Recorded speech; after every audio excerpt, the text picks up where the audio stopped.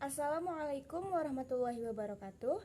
Perkenalkan, nama saya Arum Eka Nur Pratiwi dari Fakultas Keguruan Ilmu Pendidikan Universitas Siliwangi, Program Studi Pendidikan Matematika dengan NPM 222151114. Video ini saya buat untuk memenuhi salah satu tugas mata kuliah filsafat dan sejarah matematika, yaitu mempresentasikan atau memaparkan dari PowerPoint yang telah saya buat jawaban dari penugasan akhir semester dengan dosen pengampu yaitu Bapak Didi Nurjamil. Yang pertama ada bagaimana hubungan antara filsafat dan filsafat pendidikan. Hubungan antara filsafat dan filsafat pendidikan sangatlah penting sebab ia menjadi dasar, arah, dan pedoman suatu sistem pendidikan. Dalam buku Filsafat Pendidikan yang ditulis oleh Profesor Jalaluddin dan Dr. Andes Abdullah Idi, John S. Brubachen mengatakan hubungan antara filsafat dan pendidikan sangat dekat satu sama lain. Kekuatan hubungan ini disebabkan oleh karena dua disiplin tersebut menghadapi masalah filosofis bersama-sama. Pendidikan membutuhkan filsafat karena masalah-masalah pendidikan tidak hanya menyangkut pelaksanaan pendidikan yang dibatasi pengalaman, tetapi masalah-masalah yang lebih luas, lebih dalam, serta lebih kompleks yang tidak dibatasi pengalaman maupun fakta-fakta pendidikan dan tidak memungkinkan dapat dijangkau oleh sains pendidikan.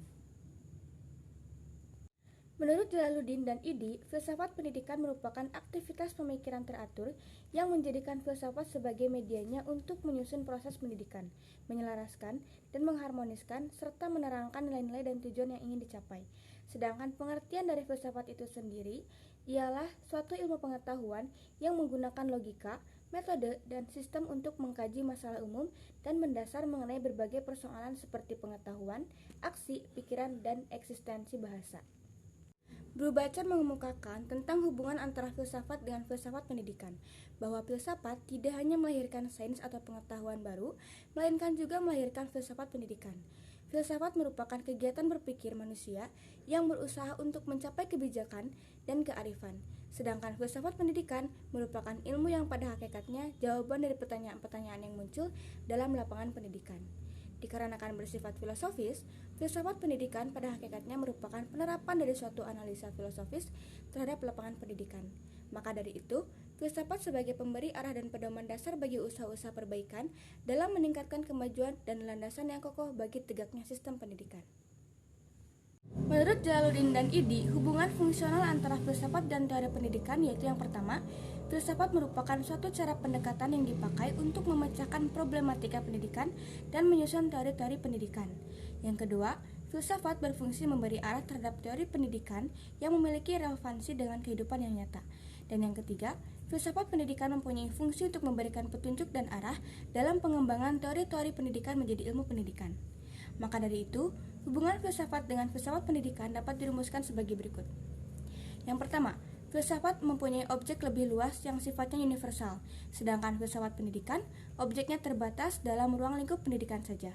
Yang kedua, filsafat hendak memberikan pengetahuan atau pendidikan atau pemahaman yang lebih mendalam dan menunjukkan sebab-sebab tetapi yang tak begitu dalam. Yang ketiga, filsafat memberikan sintesis kepada filsafat pendidikan yang khusus mempersatukan dan mengkoordinasikannya. Dan yang keempat, lapangan filsafat mungkin sama dengan lapangan filsafat pendidikan, tetapi sudut pandang yang dimilikinya berbeda. Nah, selanjutnya, bagaimana ciri-ciri filsafat dan ciri-ciri filsafat pendidikan? Ciri-ciri dari filsafat dan filsafat pendidikan itu sendiri, menurut Nur Al-Fadil Lubis ialah yang pertama universal atau menyeluruh, yaitu pemikiran yang luas dan tidak aspek tertentu saja. Yang kedua radikal atau mendasar, yaitu pemikiran yang dalam sampai kepada hasil yang fundamental dan esensial. Dan yang ketiga yaitu sistematis, yaitu mengikuti pola dan metode berpikir yang nuntut dan logis meskipun spekulatif. Yang keempat, deskriptif, yaitu suatu uraian yang terperinci tentang sesuatu, menjelaskan mengapa sesuatu berbuat begitu. Yang kelima yaitu kritis, yaitu mempertanyakan segala sesuatu atau termasuk hal filsafat dan tidak menerima begitu saja apa yang terlihat sepintas, apa yang dikatakan dan apa yang dilakukan masyarakat. Yang keenam yaitu analisis, mengulas dan mengkaji secara rinci dan menyeluruh sesuatu termasuk konsep-konsep dasar yang dengannya kita memikirkan dunia dan kehidupan manusia. Nah, yang ketujuh yaitu ada evaluatif, yaitu dikatakan juga normatif, maksudnya upaya sungguh-sungguh untuk menilai dan menyikapi segala persoalan yang dihadapi manusia. Penilaian itu bisa bersifat pemastian kebenaran Selanjutnya ada spekulatif, yaitu upaya akal budi manusia yang bersifat perekatan, penjelajahan, dan pengendalian dan tidak membatasi hanya rekaman indera dan pengamatan lahiriah saja. Selanjutnya adalah jelaskan perbedaan antara filsafat matematika dengan filsafat pendidikan matematika.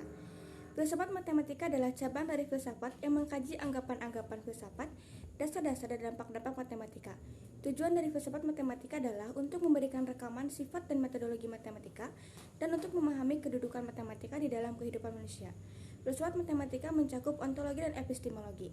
Ontologi menyangkut hakikat manusia, apakah hakikat yang ada di balik matematika. Sedangkan secara epistemologi adalah berkaitan dengan bagaimana cara menjawab pertanyaan mengenai matematika, cara memperoleh dan menangkap permasalahan dalam matematika. Filsafat pendidikan matematika merupakan mata kuliah dasar yang berisi dasar-dasar pemikiran pendidikan matematika. Mata kuliah ini diperlukan untuk pembelajaran tentang perbedaan antara matematika dan pendidikan matematika, serta keterkaitan keduanya. Filsafat pendidikan matematika mengacu pada masalah belajar dan mengajar. Terhadap pembelajaran dalam pendidikan matematika, pemikiran filsafat memiliki peran yang sangat penting. Filsafat turut berperan dalam menciptakan suatu pembelajaran matematika yang memungkinkan para siswa untuk membangun logika pikirnya serta membangun pengetahuan matematikanya. Ini adalah apa tujuan dan fungsi filsafat pendidikan. Mengapa calon guru harus mempelajari filsafat pendidikan? Tujuan dari filsafat pendidikan yaitu yang pertama, tujuan filsafat pendidikan memberikan inspirasi bagaimana mengorganisasikan proses pembelajaran yang ideal. Yang kedua, berpikir filsafat seseorang bisa menjadi manusia, lebih mendidik, dan membangun diri sendiri. Yang ketiga, seseorang dapat menjadi orang yang dapat berpikir sendiri melalui filsafat pendidikan ini. Yang keempat, filsafat pendidikan juga memberikan dasar-dasar pengetahuan, memberikan pandangan yang sintesis pula, sehingga seluruh pengetahuan merupakan satu kesatuan. Yang kelima, hidup seseorang dipimpin oleh pengetahuan yang dimiliki oleh seseorang tersebut. Sebab itu mengetahui pengetahuan terbesar berarti mengetahui dasar-dasar hidup diri sendiri. Nah, yang keenam, bagi seorang pendidik, filsafat mempunyai kepentingan istimewa karena filsafatlah yang memberikan dasar-dasar dari ilmu-ilmu pengetahuan lainnya yang mengenai manusia seperti misalnya ilmu mendidik. Yang ketujuh, filsafat pendidikan juga membantu menemukan masalah-masalah pendidikan dan sekaligus memberikan cara untuk mengatasinya. Yang kedelapan, memberikan informasi yang komprehensif, mendalam, dan sistematik tentang hal-hal yang harus dipertimbangkan dalam merumuskan dan mendesain konsep pendidikan. Yang kesembilan, memberikan dorongan bagi dilakukannya aktivitas pendidikan yang disebabkan karena memiliki pengetahuan tentang sesuatu yang sistematik, mendalam, dan komprehensif tentang masalah-masalah yang berkaitan dengan pendidikan. Dan yang terakhir, memberikan informasi tentang proses pendidikan. Fungsi dari filsafat pendidikan itu yaitu yang pertama, fungsi spekulatif, yaitu berusaha untuk mengerti keseluruhan persoalan pendidikan dan mencoba merumuskannya dalam satu gambaran pokok sebagai pelengkap bagi data-data yang ada dari segi ilmiah. Yang kedua yaitu fungsi normatif, yaitu menentukan arah dan maksud pendidikan, terlihat dari adanya rumusan visi, misi, dan tujuan pendidikan. Yang ketiga yaitu fungsi kritik, yaitu memberikan dasar bagi pengertian kritis dan rasional dalam mempertimbangkan dan menafsirkan data-data ilmiah. Yang keempat, fungsi teoritis, memberikan prinsip-prinsip umum bagi suatu kegiatan praktik dalam dunia pendidikan. Nah, alasan mengapa calon guru harus mempelajari filsafat pendidikan, yaitu seorang calon guru harus mempelajari filsafat pendidikan karena sebagai seorang guru, kita tidak hanya mengajarkan mengenai materi pembelajaran atau pelajaran yang diampu, tapi juga membantu para siswa untuk bisa menguasai materi pembelajaran, mendorong mereka supaya termotivasi untuk belajar, membantu mengatasi permasalahan dalam dunia pendidikan, dan lain sebagainya. Mempelajari filsafat pendidikan juga dibutuhkan calon guru agar cita-cita, tujuan, dan fungsi dari filsafat pendidikan ini dapat terrealisasikan dengan baik. Mengapa kita harus belajar filsafat matematika? Seseorang harus mempelajari filsafat matematika karena peran filsafat matematika adalah untuk memberikan landasan yang sistematis dan absolut untuk pengetahuan matematika, yaitu dalam nilai kebenaran matematika, sehingga mampu melatih berpikir reflektif dalam lingkup ilmu matematika, menghindarkan diri dari memutlakan kebenaran ilmiah dan menganggap bahwa matematika sebagai satu-satunya cara memperoleh kebenaran, menghindarkan diri dari egoisme ilmiah, yakni tidak menghargai sudut pandang lain di luar bidang matematika, melatih mahasiswa berpikir radikal tentang hakikat matematika. Aliran-aliran yang ada dalam filsafat matematika yaitu yang pertama, aliran logikalisme atau logisme, yaitu pelopor aliran ini adalah dikenal dengan nama Bertrand Arthur Russell. Ahli dari Inggris ini berpendapat bahwa matematika secara murni hanya berupa logika deduktif. Dalam hal ini, matematika dinyatakan sebagai bidang yang berada sama dengan logika, karena semua prinsip matematika diturunkan dari logika. keduanya berkaitan. Matematika bersifat logis dan logika bersifat matematis. Adapun dikemukakan oleh Gilles memiliki dua pernyataan penting yang dikemukakan di dalam aliran ini, yaitu yang pertama, semua konsep matematika secara mutlak dapat disederhanakan pada konsep logika. Yang kedua, semua kebenaran matematika dapat dibuktikan dari aksioma dan aturan melalui penarikan kesimpulan secara logika semata. Yang kedua ada yang namanya dengan aliran formalisme. Pelopor aliran formalisme ini adalah David Hilbert dari Jerman. Matematika disebutkan sebagai sistem simbol yang formal. Dalam istilah populer, formalisme merupakan pandangan bahwa sebuah permainan formal yang tidak berarti yang dimainkan dengan tanda-tanda di atas kertas mengikuti aturan-aturan. Sedangkan menurut Ernest, formalis memiliki dua tesis, yaitu yang pertama, matematika dapat dinyatakan sebagai sistem formal yang tidak dapat ditafsirkan sembarangan. Kebenaran matematika disajikan melalui teorema-teorema formal. Yang kedua yaitu, keamanan dari sistem formal ini dapat didemonstrasikan dengan terbebasnya dari ketidakkonsistenan. Yang terakhir adalah adanya aliran intuisionisme. Pelopor aliran intuisionisme ini adalah Lutsen Erik Ignatius Jan Brouwer dari Belanda. Ia berpendapat bahwa matematika suatu kreasi akal budi manusia. Intuisionis menyatakan bahwa objek segala sesuatu termasuk matematika, keberadaannya hanya terdapat pada pikiran kita, sedangkan secara eksternal dianggap tidak ada, sehingga matematika merupakan salah satu bentuk nyata pemikiran manusia. Nah, yang terakhir yaitu bagaimana filsafat bisa menjelaskan hubungannya dengan matematika. Hubungan matematika dari filsafat ini cukup erat dibandingkan ilmu lainnya. Hal ini disebabkan karena filsafat merupakan pangkal untuk mempelajari ilmu dan matematika adalah ibu dari segala ilmu.